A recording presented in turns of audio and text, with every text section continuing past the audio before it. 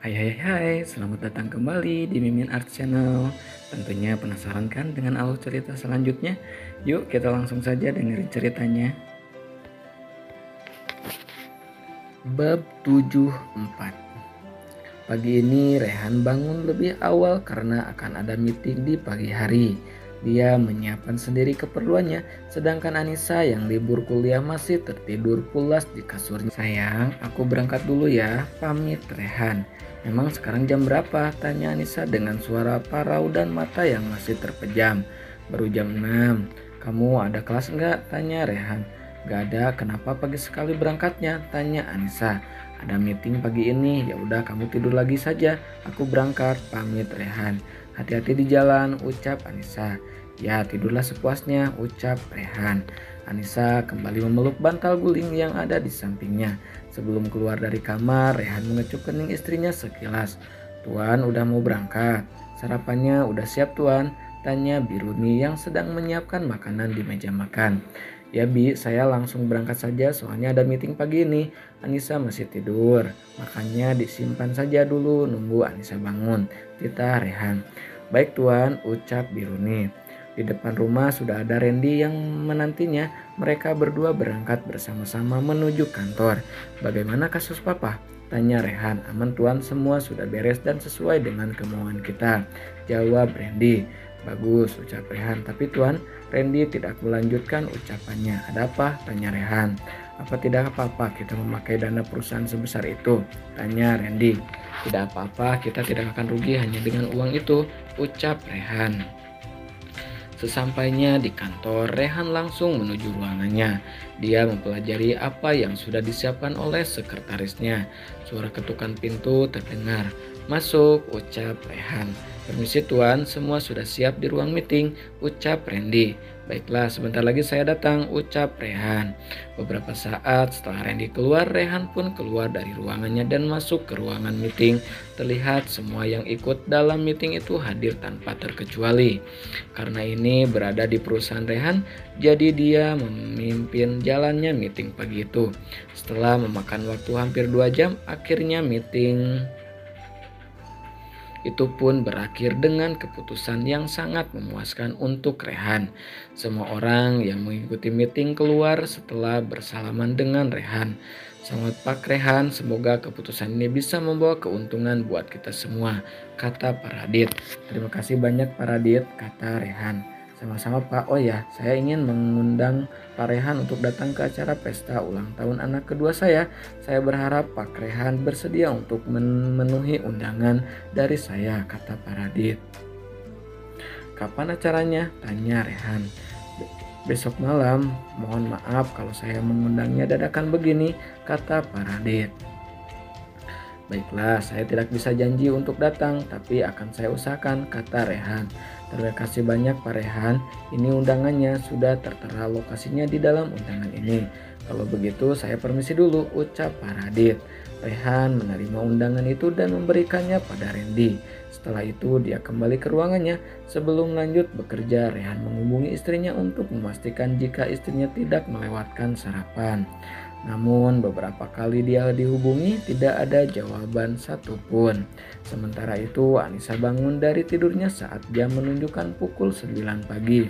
Dia bangun dan meregangkan tubuhnya. Dia membuka ponselnya dan terkejut saat melihat jam yang ada di ponselnya.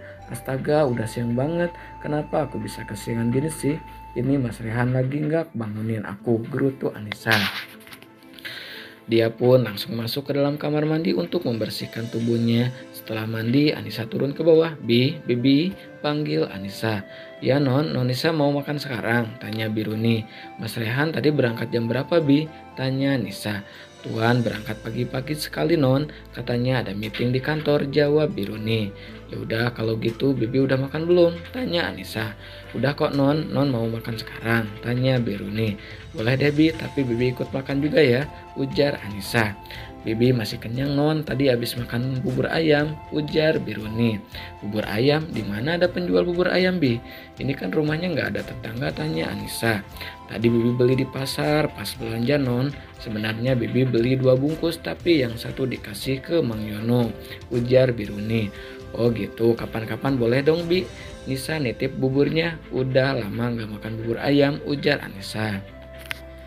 Boleh non, boleh banget. Nanti kalau Bibi belanja lagi ke pasar ya non, ujar Biruni. Ya Bi, ya udah aku makan dulu ya, ujar Anissa. Bentar non, Bibi panasin lagi sayurnya. Tadi udah dipanasin tapi non Nisa nggak bangun-bangun, pasti sekarang udah dingin, ujar Biruni. Gak usah Bi, gini saja masih enak loh, tolak Anissa. Ya udah kalau gitu Bibi mau kerjain pekerjaan yang lain ya non. Selamat makan, pamit Biruni. Anissa pun makan dengan lahap. Dia tidak tahu bahwa sejak tadi ponselnya berbunyi berkali-kali setelah sarapan. Anissa masuk ke kamar berniat untuk mengambil buku desain dan melihat ponselnya menyala. Panggilan tak terjawab banyak banget, dari siapa ya? Gumam Anissa. Dia pun mengambil ponselnya, saat dicek ternyata suaminya yang menghubunginya dia. Loh Mas Rehan, kok telepon sampai sebanyak ini? Ada apa ya? Apa aku telepon balik lagi? Gumam Anissa. Anissa pun memutuskan untuk menelepon balik suaminya. Kok nggak diangkat sih? Coba sekali lagi deh, gumamnya.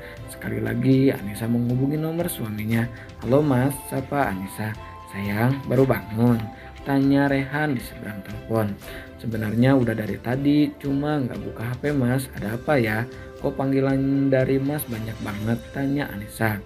Aku cuma mau mastiin kalau kamu nggak lewat sarapanmu. Itu saja, jawab Rehan. Aku udah sarapan kok Mas, tadi bangun langsung mandi terus makan. Kenapa Mas Rehan gak bangunin aku tadi? Kan aku jadi nggak nemenin Mas Rehan sarapan, ujar Anissa. Kata siapa nggak bangunin kamu? Kamunya saja yang tidur terlalu pulas sampai tanya jam saja pakai merem, ujar Rehan. Mana ada, aku nggak dengar Mas bangunin aku, elak Nisa. Ya udah deh kalau kamu nggak dengar. Oh ya, Cecil sekolah nggak? Tanya Rehan. Gak tahu Mas, coba aku cek ke kamarnya, ujar Anissa sembari mengecek kamar Cecil yang ditempati. Gak ada di kamar Mas, mungkin dia berangkat sekolah, ujar Anissa lagi. Bagus kalau gitu, lalu apa agendamu hari ini? Tanya Rehan. Gak ada, aku juga bingung mau ngapain, paling mau ngerjain tugas saja di rumah, jawab Anissa. Baiklah, tetap di rumah dan jangan kemana-mana sebelum aku pulang, tita Rehan. Ya Mas, lagian mau kemana lagi? Oh ya, Mas suka cek nggak? Tanya Anissa. Suka tapi nggak terlalu manis. Kenapa? Rehan balik bertanya. Gak apa-apa, cuman tanya saja. Ya udah sana kerja lagi. Aku mau ngerjain tugas dulu, ujar Anissa. Rehan pun memutuskan sambungan ponselnya dan melanjutkan pekerjaannya. Sementara itu Anissa sudah siap dengan peralatan desainnya untuk mengerjakan tugas kampus. Tangannya begitu lihai saat membuat desain gaun yang akan dikumpulkan. Dia butuh waktu lama untuk Anissa menyelesaikan tugasnya itu. Setelah semuanya selesai, dia meletakkan buku dan peralatan lainnya di meja ruang tamu. Lalu dia pergi ke dapur berniat untuk membuat sebuah cek. Dan beruntungnya apa yang dia butuhkan adalah di dapur. Dia pun mengeluarkan bahan-bahan yang dia butuhkan dan diletakkan di atas meja. Saat sedang mengeksekusi bahan-bahannya, terdengar suara Cecil yang masuk ke dalam rumah sembari bersenandung ria. Anissa menoleh ke sumber suara dan menyapa adik iparnya. Sudah pulang Sil? Tanya Anissa. Udah mbak lagi bikin apa? Tanya Cecil. Ini lagi pengen bikin kue saja. Kok pulang cepat? Ada apa? Tanya Anissa lagi. Ada rapat guru di sekolah jadi pulang lebih awal. Aku boleh bantu nggak? Tanya Cecil. Boleh, tapi kamu ganti baju dulu ya, tita Anissa. Oke, aku ke kamar dulu sebentar. Tungguin, jangan dibikinin dulu. Aku juga pengen tahu prosesnya, ujar Cecil. Ya, ditungguin kok, ini juga baru mulai, ujar Anissa. Tak lama kemudian Cecil kembali dengan pakaian yang semalam dia pakai. Dengan muka cemberut, dia duduk di kursi meja makan. Loh, kok mukanya ditekuk? Kenapa? Tanya Anissa. Aku nggak punya baju di sini, masa aku pakai baju yang semalam lagi? Ujar Cecil sembari menunjukkan baju yang dia pakai. Anissa tertawa melihat tingkah Cecil yang manja dan menggemaskan itu. Tubuh Cecil memang lebih tinggi dan lebih besar dari Anissa, namun sikapnya masih sama seperti anak-anak manja pada umumnya. Ya udah, ambil baju kakakmu saja sana. Kalau bajuku pasti nggak akan muat sama kamu, tita Anissa. Gak mau nanti kakak Rehan marah, ujar Cecil. Gak akan, ambil saja satu, tapi jangan ambil yang ada di lemari sebelah kanan ya. Ambil di lemari tengah saja, ucap Anissa. Kalau kakak marah gimana? Tanya Cecil. Biar aku yang tanggung jawab, jawab Anissa. Oke, makasih mbak, ucap Cecil sembari berlari menuju kamar kakaknya. Sesampainya di kamar, Cecil membuka lemari bagian tengah seperti yang dikatakan kakak iparnya. Dia mengambil satu kaos pendek dan satu celana kolor yang ada di lemari itu. Setelah itu dia kembali ke dapur menemui Anissa. Gimana? Udah? Tanya Anissa. Udah mbak, aku bantu ngapain? Tanya Cecil. Ini saja tolong pecahin telurnya ya, lalu masukin ke mangkuk ini, Tita Anissa. Cecil memecahkan telur ayam yang ada di depannya dan memasukkan ke dalam mangkuk beserta cangkangnya. Udah mbak, ujar Cecil. Anissa menoleh dan terkejut melihat apa yang Cecil lakukan. Astaga, kok dimasukin sama cangkangnya juga? Tanya Anissa. Kan tadi Mbak Nisa nyuruh pecahin telurnya terus dimasukin ke sini. Ini kan telurnya udah pecah mbak, ujar Cecil polos. Anissa menarik napas panjang dan menghembuskannya. Tapi nggak dimasukin sama cangkangnya seperti ini juga Cecil, ujar Anissa. Terus gimana? Kenapa cangkangnya nggak boleh dimasukin mbak? Tanya Cecil. Sini aku ajarin. Yang kita butuhkan itu cuma dalamnya saja. Jadi cangkangnya kita buang seperti ini. Jelas Anissa. Dia memberi contoh pada Cecil cara memecahkan telurnya. Dia pun mengajari adik iparnya itu cara membuat kue yang enak. Mereka membuat kue itu dengan ceria dan sekali terdengar canda tawa di antara mereka. Setelah menghabiskan waktu cukup lama, akhirnya kue yang mereka buat selesai. Anissa menyimpan kue itu ke dalam kulkas lalu membereskan dapur yang sangat berantakan. Sudah beres, sekarang kita tinggalkan dulu. Nanti kita makan bareng-bareng sama kakakmu, ujar Anissa. Mbak, kita ke kebun yuk. Aku pengen lihat stroberi, kira-kira udah bisa dipanen belum ya? Ujar Cecil. Kita lihat saja, sepertinya Mang Yono juga masih di kebun jam segini, ujar Anissa. Siapa Mang Yono? Tanya Cecil. Dia tukang kebun di sini tapi gak tiap hari datang. Ayo kita ke sana, ajak Anissa. Mereka berdua berjalan menuju kebun buah dan benar saja sesampainya di sana terlihat Mang Yono yang masih membersihkan kebun itu. Anissa menyapa Mang Yono dan tidak lupa untuk memperkenalkan Cecil padanya. Mereka berdua memetik beberapa buah stroberi dan buah lainnya yang sudah matang. Nah, segitu dulu ya bab 74-nya, dilanjut lagi kakak bab 75-nya. Hari mulai malam, Rehan tak kunjung pulang membuat Anissa gelisah. Dia mengambil ponselnya di kamar dan memutuskan untuk menghubungi sang suami. Halo mas di mana? Kok belum pulang jam segini? Tanya Anissa saat panggilannya dijawab oleh Rehan. Maaf sayang, aku masih ada urusan di luar. Kamu tidur aja dulu, mungkin aku akan terlambat pulang, ucap Rehan. Urusan apa? Tanya Anissa. Pekerjaan, sudah dulu ya. Rehan langsung mematikan sambungan teleponnya. Anissa menengus kesal, dia turun dan masuk ke ruangan keluarga. Anissa langsung mengempaskan tubuhnya di atas sofa. Cecil yang melihat kakak iparnya datang dengan muka kesal beranjak dari duduknya dan menghampiri Anissa.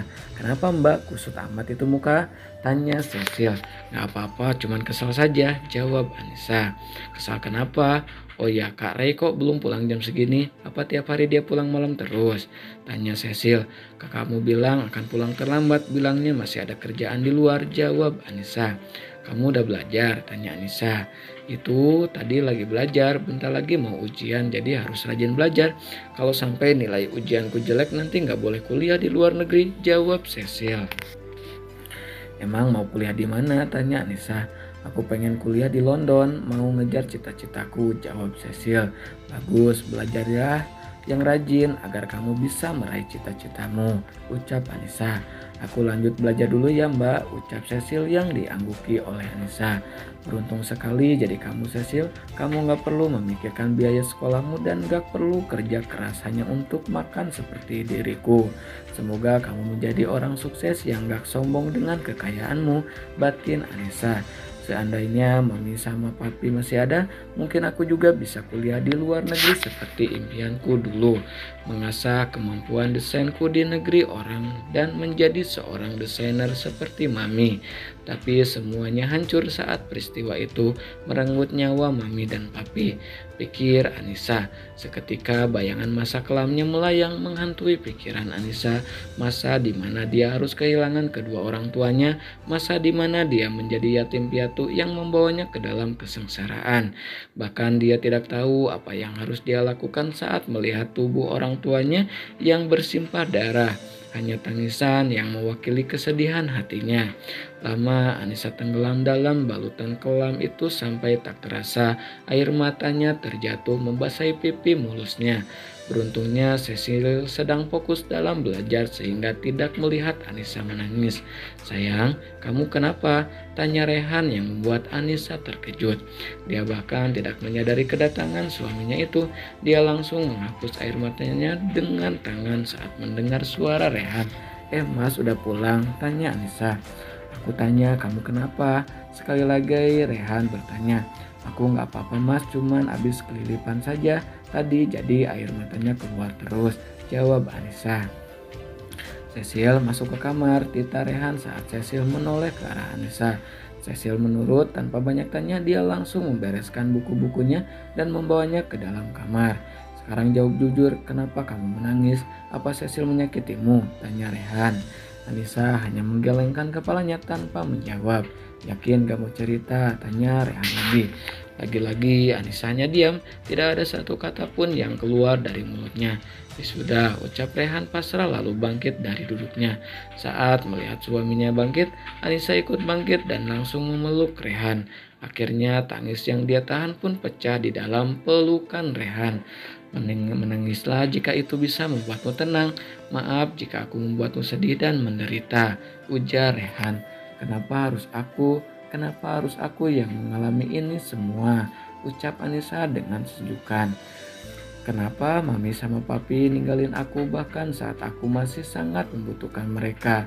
Ini gak adil, orang yang jahat kenapa masih tetap hidup sedangkan orang baik mati duluan," ucap Anissa. Rehan hanya mendengarkan tanpa berkomentar apapun. Apa yang dia maksud dan apa sebenarnya di masa lalu dia? Rehan bertanya dalam batinnya sendiri. Pasti ada yang gak beres dalam kematian kedua orang tuanya. Tapi siapa kira-kira yang melakukan kecurangan itu? Orang tuanya tinggal di desa. Gak mungkin kalau mereka punya musuh di kota. Pasti musuhnya orang desa juga.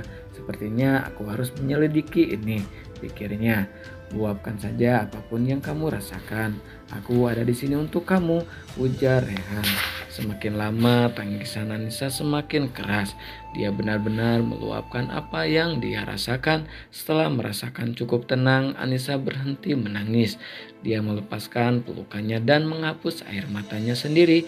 Rehan dengan sigap membantu mengusap air mata istrinya. "Udah tenang?" tanya Rehan yang diangguki oleh istrinya. "Kita masuk kamar dulu ya," ajak Rehan. Rehan membawa Anissa masuk ke kamar. "Sekarang ceritakan semuanya, ada apa? Apa yang membuatmu sedih? Apa yang ada yang menyakitimu?" tanya Rehan. "Aku gak terima kejadian itu membuat aku kehilangan semuanya. Aku kehilangan orang tuaku, aku kehilangan kebahagiaanku, dan aku kehilangan cita-citaku. Semua ini karena kejadian di malam itu," ujar Anissa. "Kejadian apa? Sebenarnya apa yang membuat orang tuamu meninggal?" tanya Rehan. "Waktu itu Papi mengajak aku sama Mami pergi ke kota. Papi bilang ada kerjaan di luar kota yang mengharuskan kami ikut serta. Papi juga bilang kalau aku sekolah di kota, aku bisa ngejar cita-citaku dengan mudah.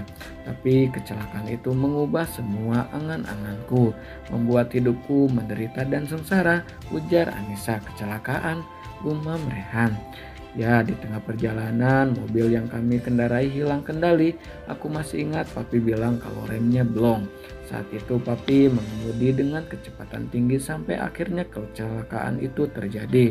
Aku melihat Mami dan Papi penuh dengan darah di tubuhnya. Aku nggak tahu harus gimana.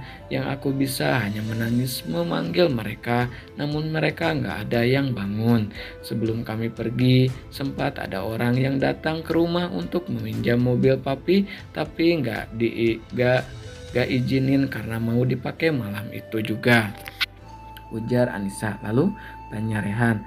Aku nggak tahu apa yang terjadi setelah itu. Aku bangun sudah ada di rumah sakit dan aku nggak bisa bertemu dengan mereka lagi sampai sekarang, jawab Anissa. Siapa orang yang datang? Tanya Rehan. Aku nggak tahu tapi aku pernah melihat orang itu ngobrol sama Bi Murni di jalan dekat rumah, jawab Anissa. Apa kasus ini udah ditangani oleh kepolisian? Tanya Rehan. Aku nggak tahu, waktu SMP aku pernah tanya sama nenek, tapi nenek bilang udah ada yang ngurus, jawab Anissa. Sepertinya ada yang mengganjal dari ceritamu.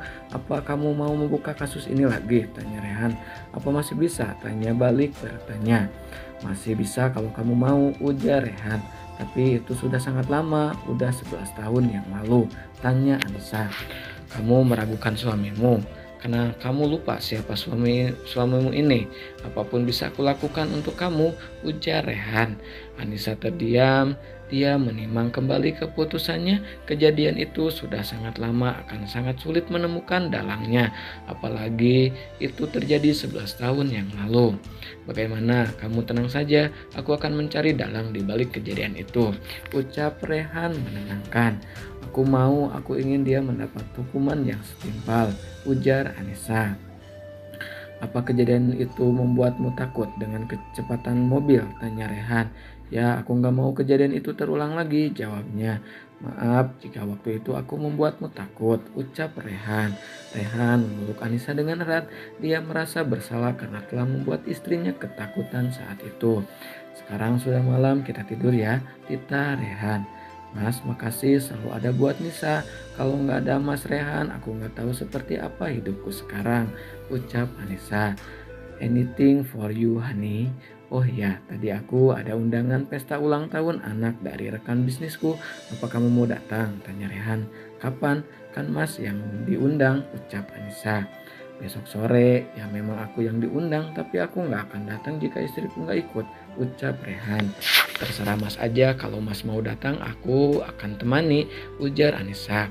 Baiklah, kita datang bersama-sama ya. Ya sudah, aku mandi dulu, kamu lekas tidur. Bukannya besok ada kelas pagi, ujar Rehan. Ya, aku tidur duluan ya, pamit Anissa.